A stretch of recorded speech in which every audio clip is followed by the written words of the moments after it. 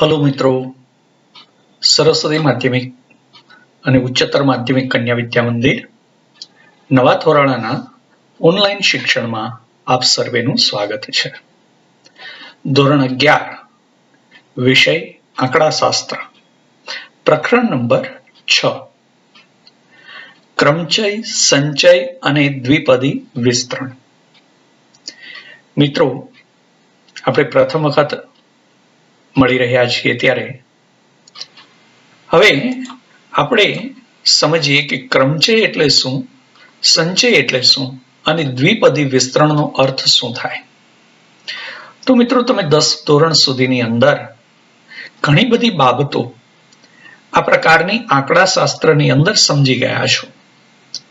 હવે અહીંયા ક્રમચય મતલબ પરમ્યુટેશન, સંચય મતલબ કોમ્બિનેશન અને દ્વિપદી વિસ્તરણ મતલબ બાયનોમિયલ એક્સપાન્શન, એનો અર્થ શું છે અને એના લક્ષણો શું હોય એને આપણે આજના વિડીયોની અંદર ક્રમશઃ એક પછી એક બાબતોને સમજવાનો પ્રયત્ન કરીશું.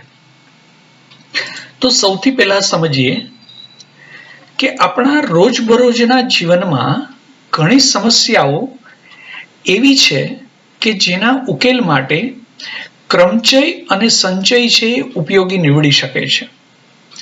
એના માટેના કેટલાક ઉદાહરણ આપણે સમજીએ તો કોઈ એક વર્ગમાં એક પાટલી પર 4 વિદ્યાર્થીઓને ગોઠવવાના હોય તો શિક્ષક આ 4 વિદ્યાર્થીઓને કેટલી રીતે ગોઠવી શકે? બરોબર, પ્રશ્નને સમજો મિત્રો. 4 વિદ્યાર્થીને એક પાટલી ઉપર બેસાડવાના છે તો આ 4 વિદ્યાર્થીઓને એ કેટલી રીતે ગોઠવી શકે? દાખલા તરીકે 4 વિદ્યાર્થીઓ એટલે 1, 2, 3 ને 4, આ નંબરને આપણે 4 વિદ્યાર્થી કહીએ, અથવા તો A, B, C અને D, આ 4 વિદ્યાર્થી છે. તો એમાં પહેલા ક્રમે A બેસાડી, બીજા ક્રમે B, C અને D એમ ક્રમમાં આપણે બેસાડી શકીએ. આ એક રીત. પછી પહેલા ક્રમે A ને એમનેમ રાખીએ, B ને પણ એમનેમ રાખીએ, C અને D ને ફેરવી નાખીએ, C ના સ્થાને D ને અને D ના સ્થાને C ને બેસાડી શકીએ. તો આ જ રીતે હજુ આગળ વિચાર કરો તો A ને એમનેમ રાખો, B ના સ્થાને B ની બદલે C ને મૂકી દઈએ, C ના સ્થાને B ને મૂકી દઈએ અને છેલ્લે D રાખીએ. તો આવી ઘણી બધી રીતે આપણે એને બેસાડી શકીએ. તો કહેવાનો અર્થ એ છે કે એને આવી કેટલી રીતે ગોઠવી શકાય? જરા તમે તમારી રીતે દરેક અંકોને, દરેક આલ્ફાબેટને જુદી જુદી રીતે ગોઠવવાનો પ્રયાસ કરજો મિત્રો. એમાં ઘણી બધી રીતે ગોઠવી શકાય છે. આપણે એને મિત્રો આપણે ગોઠવવાની ગણતરી કરીએ તો આવી રીતે ABCD, પછી ABDC, ACBD, ACDB, ADBC, આવી ભિન્ન ભિન્ન ઘણી બધી રીતે આપણે એને ગોઠવી શકીએ. તો એક વ્યક્તિને 6 મિત્ર છે. હવે આપણે એ બાબતની વાત કરીએ છીએ કે 6 મિત્ર છે અને જો તે વ્યક્તિ પોતાના ઘરના પ્રસંગમાં માત્ર 2 મિત્રોને જ આમંત્રણ આપવા ઈચ્છતો હોય તો તેની પાસે કેટલા વિકલ્પો છે મિત્રો? 6 મિત્ર પૈકી એ માત્ર 2 જ મિત્રોને આમંત્રણ આપવા માંગે છે તો 6 પૈકીના કોઈ પણ 2 મિત્રોને એ બોલાવી શકે. તો સામાન્ય રીતે આવી સમસ્યાઓનો ઉકેલ આપણે આપણી આપસૂઝથી ઉકેલી લેતા હોઈએ છીએ, પરંતુ આવી વિવિધ સમસ્યાઓના ગાણિતિક ઉકેલ માટે આપણે આ પ્રકરણમાં ચોક્કસ સિદ્ધાંતો અને પદ્ધતિઓનો અભ્યાસ કરવાનો છે મિત્રો. સૌપ્રથમ આપણે ક્રમચય અને સંચયના સંદર્ભમાં સરવાળા અને ગુણાકારના એમ 2 પ્રકારના ગણતરીના મૂળભૂત સિદ્ધાંતોનો અભ્યાસ કરીશું. તો આનો અર્થ શું છે? ગણતરીનો સરવાળાનો મૂળભૂત સિદ્ધાંત એ કયા પ્રકારનો છે તો એને સમજીએ. તો આ સિદ્ધાંતને સમજવા માટે આપણે અમુક ઉદાહરણ દ્વારા એને સમજવાનો પ્રયત્ન કરીએ કે એક રેસ્ટોરન્ટમાં 4 પ્રકારના પિઝા અને 3 પ્રકારના બર્ગર મળે છે. જો કોઈ વ્યક્તિ તેમાંથી એક પિઝા અથવા બર્ગર ઓર્ડર કરવા માંગતો હોય, એનો અર્થ કે 4 પ્રકારના પિઝા મળે છે અને 3 પ્રકારના બર્ગર મળે છે. એમાંથી કાં તો એક પિઝા અથવા તો એક બર્ગર એ ઓર્ડર કરવા માંગતો હોય તો તેની પાસે કુલ કેટલા વિકલ્પો હોઈ શકે? તો મિત્રો અહીંયા પિઝા છે એ 4 પ્રકારના છે, આપણે એને નામ આપી દીધું P1, P2, P3 અને P4. બર્ગર 3 પ્રકારના છે તો એને B1, B2, B3 એવું નામ આપી દીધું. હવે એક પિઝા અથવા બર્ગર એટલે કે એને કોઈ એક જ વસ્તુ મગાવવાની છે. તો જો એ એક પિઝા P1 મગાવી લે તો પણ ચાલે, ખાલી P2 પિઝા મગાવી લે તોય ચાલે, P3 અથવા P4 પિઝા મગાવી લે તોય ચાલે, અથવા તો 3 બર્ગરમાંથી કોઈ એક બર્ગર મગાવી લે તો પણ ચાલે. એનો અર્થ એ થયો કે એની પાસે કુલ 7 વિકલ્પો છે. એનો અર્થ એ થયો કે 4 પિઝા હતા અને 3 બર્ગર હતા, તો ગણતરીનો સરવાળાનો સિદ્ધાંત શું છે? તો કે એની પાસે કુલ વિકલ્પ 4 વત્તા 3 એટલે કે 7 વિકલ્પો હશે. એ જ પ્રમાણે બીજું એક ઉદાહરણ જોઈએ.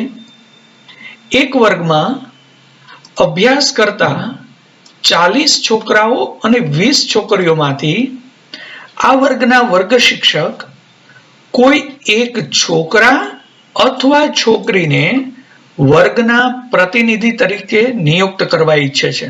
શું કરે છે? બેમાંથી કોઈ એક કાં છોકરો અથવા છોકરી એ વર્ગનો પ્રતિનિધિ બને. તો કુલ કેટલા વિદ્યાર્થીઓ છે? 40 છોકરા અને 20 છોકરી, એટલે કે એ બેનો સરવાળો કરો તો કુલ થઈ ગયું 60. એટલે એની પાસે 60 વિકલ્પ છે. કારણ કે આ 60 માંથી કોઈ એકને જ વર્ગનું પ્રતિનિધિ બનાવવાનું છે. તો એનો અર્થ એ થયો કે છોકરા અથવા છોકરી, પિઝા અથવા બર્ગર, એનો અર્થ એ થયો કે કોઈ એમ ભિન્ન વસ્તુઓ એ બીજા સમૂહમાં n ભિન્ન વસ્તુઓ હોય તો બંને સમૂહોની કુલ વસ્તુઓમાંથી કોઈ પણ એક વસ્તુની જ્યારે પસંદગી કરવાની હોય તો એ m+n પ્રકારે થઈ શકે. એના માટેના વિકલ્પો m+n પ્રકારના વિકલ્પો રહેશે. આ નિયમને ગણતરીનો સરવાળાનો સિદ્ધાંત અથવા તો નિયમ કહે છે. સમજાયું મિત્રો? એને જો અહીંયા બોક્સમાં પણ સમજાવ્યું છે કે પ્રથમ સમૂહની m ભિન્ન વ્યક્તિ, દાખલા તરીકે અહીંયા 40 હતી છોકરાઓ, અને બીજા સમૂહની n ભિન્ન વ્યક્તિ જે અહીંયા 20 છોકરીઓ હતી, એમાંથી કોઈ એક જ પસંદ કરવાની છે. એટલે m ભિન્ન વસ્તુઓમાંથી m વિકલ્પ થયા, n ભિન્ન વસ્તુમાંથી n વિકલ્પ થયા. હવે બંનેમાંથી કોઈ એક જ વિકલ્પ પસંદ કરવાનો છે, કારણ કે અથવા શબ્દ છે, m અથવા n. તો એનો અર્થ એ થયો કે એની પાસે કુલ વિકલ્પ m + n થઈ જશે. અહીંયા મિત્રો અથવા શબ્દનો સૂચિત અર્થ છે એ સરવાળો થાય છે. બરોબર છે? તો જ્યારે અથવા શબ્દ વાપર્યો હોય ત્યારે એ બંને વિકલ્પોનો સરવાળો કરવાનો રહે છે, અને ગણતરીનો સરવાળાનો નિયમ કહે છે. આ નિયમ આપણે અહીંયા 2 સમૂહ માટેની વાત કરી, આ 2 કે 2 થી વધારે સમૂહ માટે પણ લાગુ પાડી શકાય. હવે એ જ રીતે મિત્રો આપણે બીજો નિયમ અથવા બીજો સિદ્ધાંત સમજીએ, ગણતરીનો ગુણાકારનો મૂળભૂત સિદ્ધાંત. સમજાય છે ને મિત્રો? હા, તો હવે આપણે બીજા સિદ્ધાંતને સમજીએ. જો પ્રથમ ક્રિયા m પ્રકારે થતી હોય અને બીજી ક્રિયા n પ્રકારે થતી હોય તો બંને ક્રિયાઓ સંયુક્ત રીતે કરવાની હોય તો એ કુલ m × n પ્રકારે થઈ શકે. હવે આપણે એક ઉદાહરણની મદદથી આને સમજીએ. આપણી પાસે પિઝા અને બર્ગરનું ઉદાહરણ છે. આપણે એના આધારે જ સમજીએ કે જો એ વ્યક્તિને એક પિઝા અને એક બર્ગર ઓર્ડર કરવા માંગતો હોય, હવે અહીંયા અથવા શબ્દ નથી, એક પિઝા અને એક બર્ગર એટલે કે કુલ વસ્તુઓ એની પાસે 7 છે, એમાંથી એ 2 વસ્તુઓ પસંદ કરવાના છે. એમાં એક પિઝા હશે અને એક બર્ગર હશે. આમ 2 વસ્તુઓનો ઓર્ડર કરવા માંગે છે. તો એની પાસે કુલ કેટલા વિકલ્પ હશે? કેટલા શક્ય વિકલ્પ હોઈ શકે? તો આપણે કહી શકીએ કે પહેલા વિકલ્પ છે એ 4 હતા અને બીજા વિકલ્પ છે એ 3 હતા, કારણ કે 4 પિઝા હતા અને 3 બર્ગર હતા. તો કુલ શક્ય વિકલ્પો છે એ 4 ગુણ્યા 3 એટલે કે 12 થઈ ગયા. આ 12 વિકલ્પ અહીંયા તમને કાઉન્સમાં આપેલા છે. જુઓ મિત્રો, માની લો કે પેલો પિઝા મગાવ્યો હોય P1, તો એની સાથે B1 બર્ગર અથવા B2 બર્ગર અથવા B3 બર્ગર હોઈ શકે, એટલે 2 વસ્તુ થઈ ગઈ. હવે P1 ની જગ્યાએ P2 પિઝા મગાવ્યો હોય તો એની સાથે B1 બર્ગર, B2 બર્ગર અથવા B3 બર્ગર હોઈ શકે. તો આ બધા વિકલ્પ ભિન્ન છે. એવી જ રીતે P3 પિઝા હોય અને એની સાથે B1, B2 કે B3 બર્ગર હોય. એવી જ રીતે P4 પિઝા હોય અને એની સાથે B1, B2 કે B3 બર્ગર હોય. તો આવી રીતે કુલ 12 શક્ય વિકલ્પો મળે છે. એનો અર્થ એ થયો કે ગણતરીનો ગુણાકારનો મૂળભૂત સિદ્ધાંત શું કહે છે કે જો કોઈ પ્રથમ ક્રિયા m પ્રકારે, બીજી ક્રિયા n પ્રકારે થતી હોય તો બંને ક્રિયાઓ સંયુક્ત રીતે m ગુણ્યા n પ્રકારે થાય. આ નિયમને સંયુક્ત ક્રિયાનો ગુણાકારનો સિદ્ધાંત અથવા ગુણાકારનો નિયમ કહે છે. હવે મિત્રો પહેલા બીજા ઉદાહરણને સમજીએ આપણે. 40 છોકરા અને 20 છોકરીઓ. તો એમાં એક છોકરો અને એક છોકરી વર્ગના પ્રતિનિધિ તરીકે નિયુક્ત આપણે કરવા હોય, બેમાંથી એક નહીં, એક છોકરો અને એક છોકરી, 2 વ્યક્તિ પ્રતિનિધિ તરીકે આપણે નિયુક્ત કરવા હોય તો એના માટે શક્ય વિકલ્પો કેટલા હશે? તો જુઓ મિત્રો, 40 છોકરા હતા અને 20 છોકરીઓ હતી, તો 40 ગુણ્યા 20 એટલે કે કુલ 800 વિકલ્પો એના માટે શક્ય છે. પહેલો છોકરો એની સાથે 20 છોકરીઓ, એવી રીતે બીજો છોકરો એની સાથે 20 છોકરીઓ, ત્રીજો છોકરો એની સાથે પેલી બીજીથી 20 છોકરીઓ, એમ 40માં છોકરાની સાથે 1 થી 20 છોકરીઓ. તો એનો અર્થ એ થયો કે 40 ગુણ્યા 20 એમ 800 વિકલ્પો શક્ય બને છે. સમજાય છે મિત્રો?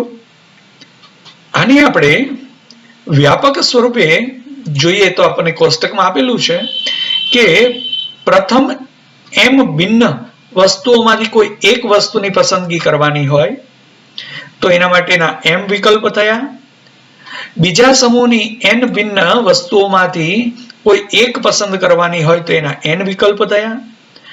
અને અહીંયા અને શબ્દ વાપર્યો છે કે આમાંથી એક અને આમાંથી એક, તો બંનેમાંથી એક એક હોય એટલે બંનેનો ગુણાકાર થયો એટલે m ગુણ્યા n વિકલ્પ આપણને મળે. તો અહીંયા મિત્રો અને શબ્દનો સૂચિત અર્થ શું થયો? ગુણાકાર થયો. અથવાનો સૂચિત અર્થ શું હતો? સરવાળો. અનેનો સૂચિત અર્થ શું છે? ગુણાકાર. Very good. તો આ સિદ્ધાંત પણ આપણે અહીંયા 2 સમૂહોની મદદથી સમજ્યા, m અને n. એમ 2 થી વધારે સમૂહો માટે પણ આ સિદ્ધાંતને આ જ રીતે લાગુ કરી શકાય. તો સમજાયું ને મિત્રો કે અથવા અને આ શબ્દનો સૂચિતાર્થ શું છે? આના માટેના આપણે આ બંને નિયમો જોઈ ગયા, સરવાળાનો નિયમ અને ગુણાકારનો નિયમ. તો આ બંને નિયમોને તમારી નોંધપોથીની અંદર વ્યવસ્થિત નોંધી લેજો, જેથી આપણને સ્પષ્ટપણે યાદ રહે, કારણ કે દાખલાઓની અંદર આપણે એનો ઉપયોગ કરવાનો આવશે. હવે આપણે આગળ સમજીએ ક્રમચયનો અર્થ. ક્રમચયને ઇંગ્લિશમાં પરમ્યુટેશન કહેવામાં આવે છે. એનો અર્થ શું છે? આપણે ઉદાહરણની મદદથી સમજવાનો પ્રયત્ન કરીએ કે ધારો કે 3 અંક 2, 5 અને 8 નો ઉપયોગ કરીને અંકોના પુનરાવર્તન કર્યા વગર 2 અંકની સંખ્યા બનાવવી હોય તો જુદી જુદી કેટલી સંખ્યાઓ આપણે બનાવી શકીએ? કોઈ અંકોનું પુનરાવર્તન કરવાનું નથી તો આપણે કેટલી સંખ્યાઓ બનાવી શકીએ? તો મિત્રો આ વસ્તુને અહીંયા સમજાવેલી છે. જુઓ, આપણે આ બધી બાબતો છે સંભાવનાઓની અંદર શક્ય પરિણામોમાં મેળવતા હતા. તો આપણને 3 અંક આપ્યા છે, 2, 5 અને 8, અને આપણે 2 અંકની સંખ્યા બનાવવાની છે. તો 2 અંકની સંખ્યા બનાવવાની છે તો 1 અંક એકમનો હોય, 1 અંક દશકનો હોય. તો માની લો આપણે આપસૂજથી તો બહુ ઝડપથી બનાવી શકીએ કે માની લો પેલો અંક બગડો લઈએ તો એની સાથે 5 લઈ લઈએ અને 8 લઈ લઈએ, એટલે 25 અને 28 બની ગઈ. હવે એક અંક 5 લઈએ તો એની સાથે બગડો અને આઠડો લઈ લઈએ એટલે 52 અને 58 થઈ ગઈ. એવી જ રીતે પેલો અંક 8 લઈ લઈએ તો બીજો અંક 2 અને 5 લઈ શકાય. આમ કુલ 6 સંખ્યાઓ આપણને મળી શકે. અહીંયા આપણે પુનરાવર્તન કરવાનું નથી, નહીતર 2 નો 2 સાથે, 5 નો 5 સાથે, 8 નો 8 સાથે એવી અન્ય 3 સંખ્યાઓ પણ આપણને મળે. પણ આપણને કીધું છે પુનરાવર્તન કર્યા વગર, એટલે આપણને કુલ 6 સંખ્યાઓ જ બને છે. હવે આપણે સિદ્ધાંતનો ઉપયોગ કરી અને આ બાબતને સમજીએ કે ગણતરીના મૂળભૂતના સિદ્ધાંત મુજબ આને ઉકેલીએ તો 2 અંકવાળી સંખ્યામાં 1 અંક એકમનો હોય અને 1 અંક દશકનો હોય. તો અહીંયા દશકના સ્થાને આપણે જે અંકને લઈએ તો એકમના સ્થાને ઈ સિવાયના 2 અંકો આવશે.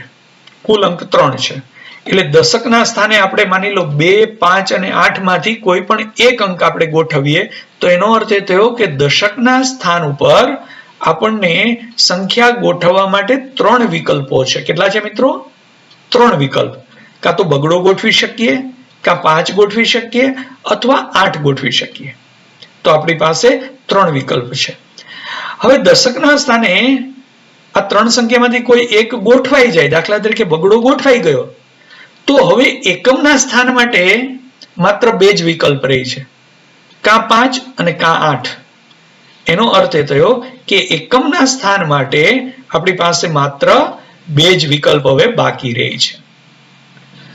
તો આપણે ગણતરીના મૂળભૂત સિદ્ધાંતનો ઉપયોગ કરીએ તો સંયુક્ત રીતે બેયમાંથી, દશકના સ્થાનમાંથી 1 અને એકમના સ્થાનમાંથી 1, એ બેયમાંથી એક સંખ્યા પસંદ કરી અને 2 અંકની સંખ્યા બનાવી છે. તો આની અંદર કયો નિયમ લાગુ પડશે? હા, વેરી ગુડ, ગુણાકારનો. કારણ કે દશકના સ્થાનમાંથી 1 અને એકમના સ્થાનમાંથી 1 એમ લઈએ તો 2 અંકોની સંયુક્ત રીતે સંખ્યા બને. એટલે અને શબ્દ આવ્યો એટલે ગુણાકાર થયો. તો દશકના સ્થાનના 3 વિકલ્પ ગુણ્યા એકમના સ્થાનના 2 વિકલ્પ, એમ કુલ આપણી પાસે 6 સંખ્યાઓ મળી શકે. એટલે કે આપણી પાસે કુલ વિકલ્પો છે એ 6 મળી શકે.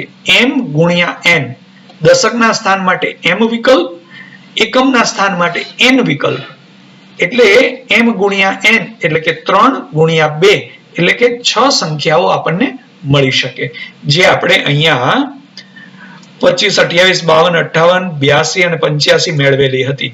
આવી આપણને 6 સંખ્યાઓ મળી શકે. સમજાયું મિત્રો? સરસ. હવે માની લો દશકની બદલે એકમના સ્થાન ઉપર 3 વિકલ્પ રાખીએ તો દશકના સ્થાને 2 વિકલ્પ રહે. આનાથી કોઈ ફરક પડશે નહીં, કારણ કે ફરી 2 ગુણ્યા 3 થશે. એટલે આમાં પરિણામની સંખ્યામાં કોઈ બદલાવ આવશે નહીં. આપણા અભ્યાસક્રમમાં મિત્રો ખાસ કરીને પુનરાવર્તનના ક્રમચયનો સમાવેશ કરેલો નથી, માટે આપણે આ રીતે વિકલ્પ વિચારી શકીએ છીએ. હવે એક બીજું ઉદાહરણ સમજીએ. ધારો કે 4 વિદ્યાર્થીઓ A, B, C, D માંથી એક વિદ્યાર્થીને ક્રિકેટ ટીમનો કપ્તાન અને બીજા વિદ્યાર્થીને ઉપકપ્તાન બનાવવો છે. હવે જો અહીંયા એક કપ્તાન અને બીજો ઉપકપ્તાન એટલે કે બે સ્થાન ભરવાના છે. અને શબ્દ આવ્યો એટલે ગુણાકારનો સિદ્ધાંત આવશે. બરોબર ને મિત્રો? Very good. તો આ સમસ્યાના ઉકેલ માટે કેટલા વિકલ્પો આપણને મળે? જુઓ, કપ્તાનના સ્થાનની અંદર કેટલા વિકલ્પો આવે? A, B, C અને D પૈકી કોઈ પણ એક. એટલે કે આપણને કુલ 4 વિકલ્પો કપ્તાનના સ્થાનની અંદર મળશે. જ્યારે ઉપકપ્તાનના સ્થાનની અંદર એક તો કપ્તાન તરીકે ગોઠવાઈ ગયો, તો બાકી કેટલા રહે? Very good. તો એના માટે 3 વિકલ્પો હોય. તો આ રીતે આપણને કુલ વિકલ્પો કેટલા મળે? તો આપણને મળશે 12 વિકલ્પો. કઈ રીતે? 4 અને 3 નો આપણે ગુણાકાર કરીએ એટલે આપણને 12 વિકલ્પો મળે. કપ્તાનના સ્થાનના 4 વિકલ્પો, ઉપકપ્તાનના સ્થાનમાં 3 વિકલ્પો. કારણ કે 4 પૈકી કોઈ એક તો કપ્તાનમાં ગોઠવાઈ ગયો, તો બાકી 3 વધ્યા, એમાંથી આપણે ઉપકપ્તાન લેવાનો છે. એટલે એના માટે 3 વિકલ્પો થયા. એટલે આપણને કુલ શક્ય વિકલ્પ મળે m ગુણ્યા n, એટલે કે 4 ગુણ્યા 3 બરાબર 12 મળે. બરોબર ને? હવે આ વસ્તુ ઉલટી પણ કરી શકાય. ઉપકપ્તાનના સ્થાનની અંદર 4 વિકલ્પ, તો કપ્તાનના સ્થાનમાં 3 વિકલ્પ. એમ પણ આપણને કુલ પરિણામ 12 જ મળશે. હવે એ વસ્તુ જુઓ મિત્રો, અહીંયા બાજુમાં 12 વિકલ્પ છે એ આપણને આપેલા છે કે કપ્તાનમાં જો A ગોઠવીએ તો ઉપકપ્તાનમાં B, C અથવા D ગોઠવી શકાય. એવી જ રીતે કપ્તાનમાં B ગોઠવીએ તો ઉપકપ્તાનમાં A, C અને D ગોઠવી શકાય. આપણે અહીંયા પુનરાવર્તન કરવાનું નથી. એવી રીતે જો C ગોઠવીએ તો A, B ને D ગોઠવી શકાય. એવી રીતે કપ્તાનમાં D હોય તો ઉપકપ્તાનમાં A, B કે C ગોઠવી શકાય. તો આવી રીતે આપણને 4 ગુણ્યા 3 એમ કુલ 12 વિકલ્પો છે એ મળે છે. તો આ રીતે મિત્રો ઉદાહરણની મદદથી તમે સમજી શકો છો.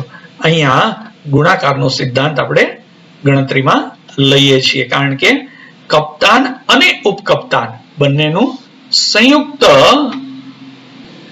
નિયુક્તિ કરવાની હોવાને કારણે આપણે ગુણાકારના નિયમનો ઉપયોગ કરીએ છીએ. તો આ બે ઉદાહરણની મદદથી મિત્રો તમને ઘણી બધી બાબતોનું સ્પષ્ટીકરણ થયું હશે.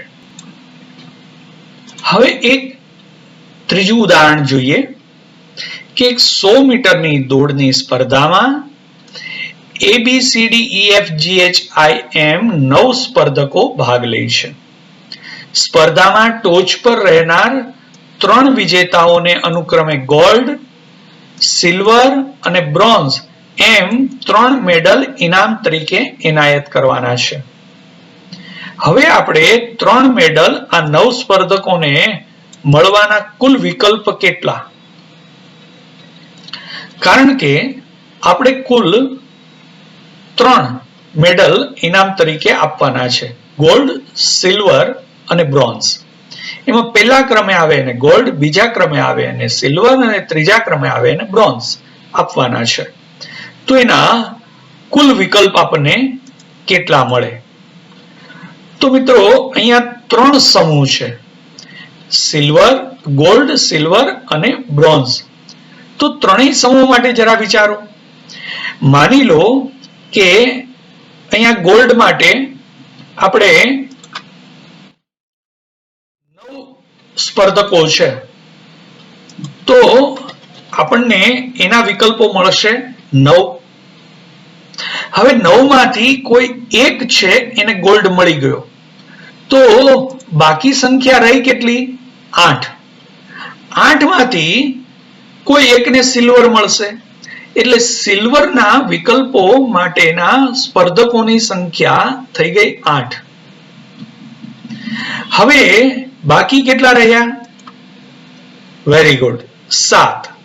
એમાંથી કોઈ એકને બ્રોન્ઝ મળશે. બરોબર છે મિત્રો? તો ત્રણેયના વિકલ્પો કેટલા થયા? ગોલ્ડ માટે 9 વિકલ્પો, તો સિલ્વર માટે 8 અને બ્રોન્ઝ માટે 7. આપણને કુલ શક્ય પરિણામો અથવા કુલ વિકલ્પો કેટલા મળે? તો આપણે કહી શકીએ કે આ ત્રણેય મેડલ દેવાના છે. ગોલ્ડ પણ દેવાનો છે, ત્યાર પછીનાને સિલ્વર દેવાનો છે અને ત્રીજા નંબરનાને બ્રોન્ઝ દેવાનો છે. એટલે ગોલ્ડ અને સિલ્વર અને બ્રોન્ઝ, એનો અર્થ એ થયો કે અને આવ્યો એટલે ગુણાકારનો સંબંધ થયો.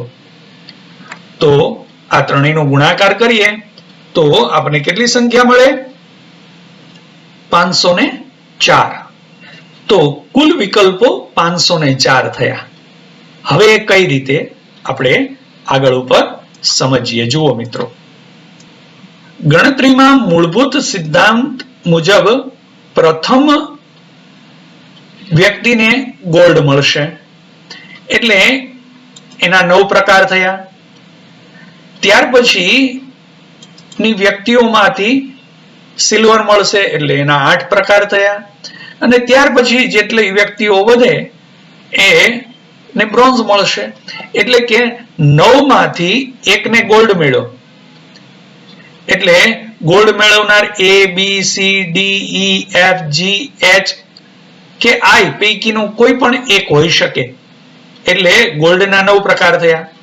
હવે એમાંથી કોઈ એકને ગોલ્ડ મળી ગયો એટલે બાકીના 8 રહ્યા. 8 પૈકી કોઈ એકને સિલ્વર મળશે, એટલે સિલ્વર મેડલ મળવા માટેના પ્રકાર 8 થયા, એના વિકલ્પ 8 થયા. હવે એમાંથી કોઈ એકને સિલ્વર મળી ગયો તો બાકી વધ્યા 7 વ્યક્તિ, કારણ કે એકને ગોલ્ડ મળી ગયો, એકને સિલ્વર મળી ગયો, તો 9 માંથી 2 તો વયા ગયા, બાકી રહ્યા 7. એમાંથી કોઈ એકને બ્રોન્ઝ મળશે તો એના પ્રકાર, એના વિકલ્પ થઈ ગયા 7. તો ત્રણેય ક્રિયાઓ સાથે બનવાના કુલ વિકલ્પ કેટલા? તો એ ગુણાકારનો નિયમ થયો, કારણ કે ગોલ્ડ અને સિલ્વર અને બ્રોન્ઝ એમ 3 મેડલ આપવા છે, તો સંયુક્ત પ્રકાર છે, તો એના વિકલ્પ કેટલા થઈ જશે? 9 ગુણ્યા 8 ગુણ્યા 7 એટલે કે 504. આને આપણે કોષ્ટકની રીતે સમજીએ કે અહીંયા 3 પ્રકારના મેડલ છે અને મેડલ મેળવનાર સ્પર્ધકો છે એ કઈ રીતે ગણાશે? તો ગોલ્ડ માટે 9, સિલ્વર માટે 9 માંથી એક જણ જતો રહ્યો જેને ગોલ્ડ મળી ગયો એટલે 8. હવે બ્રોન્ઝ માટે એક ગોલ્ડ અને એક સિલ્વર એ 2 વ્યક્તિ જતી રહી એટલે 7. આમ ગણતરીના મૂળભૂત સિદ્ધાંત મુજબ કુલ વિકલ્પ 9 ગુણ્યા 8 ગુણ્યા 7 એટલે કે 504 મળશે. સમજાયું મિત્રો? તો અહીંયા આપણે જુદા જુદા 3 ઉદાહરણોની મદદથી ક્રમચયનો અર્થ સમજવાનો પ્રયત્ન કર્યો છે મિત્રો. હવે આજે આપણે અહીંયા સુધી સમજીએ છીએ. નેક્સ્ટ ટાઈમ જ્યારે આપણે વિડીયોની અંદર મળીશું ત્યારે એનું વ્યાપક સ્વરૂપ, ક્રમચયને આપણે આ ઉદાહરણોની મદદથી જે સમજ્યા એ મુજબ વ્યાપક સ્વરૂપમાં કઈ રીતે લખી શકાય એની સમજૂતી આપણે પ્રાપ્ત કરીશું મિત્રો. તો આજે આપણે જેટલી બાબતો જોઈ અને સમજી ગયા, 2 નિયમો અને ક્રમચયના અર્થ માટેના 3 ઉદાહરણો, તો મિત્રો આ દરેક બાબતોનું વ્યવસ્થિત રીતે ફરી પાછું પુનરાવર્તન કરજો અને સ્વસ્થ રહેજો મિત્રો, કારણ કે અત્યારે કોરોનાની પરિસ્થિતિની અંદર તમે બધા તમારું સ્વાસ્થ્ય જાળવો એવી અપેક્ષા છે. તો મિત્રો નેક્સ્ટ ટાઈમ આપણે જ્યારે મળીશું ત્યારે આગળ ઉપર ક્રમચયના અર્થનું વ્યાપક સ્વરૂપને સમજવાનો પ્રયત્ન કરીશું. સ્વસ્થ રહેજો મિત્રો, આવજો.